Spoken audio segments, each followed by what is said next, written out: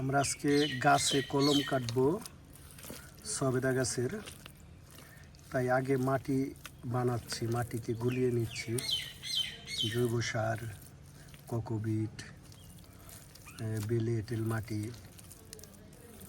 3 পদের মিশ্রণ এক জায়গায় করে মাটিটাকে আগে আমরা বানাচ্ছি, এরপরে আমরা কলম কাটবো। আমরা এখন গাছের সুন্দর করে গাছের চামড়া উঠাচ্ছি। এই দেখুন কিভাবে গোল করে এটা পুরো চামড়াটা পরিষ্কার করতে হয়। এভাবে পুরা চামড়া তুলতে হবে। পুরা চামড়াটা ছিলে নিয়েছি, পুরা চামড়া। আমি এটাকে মাটি দিচ্ছি, মাটিগুলো দিব।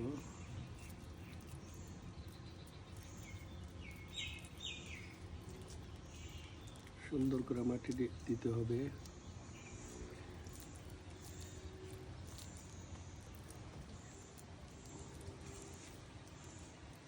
লাগিয়েছি, এরপরে আমি পলিথিন দিয়ে পেঁচাবো। এটা কি পলিথিন দিয়ে মোড়াবো। পলিথিন দিয়ে সুন্দর পলিথিন দিয়ে পেঁচাচ্ছি।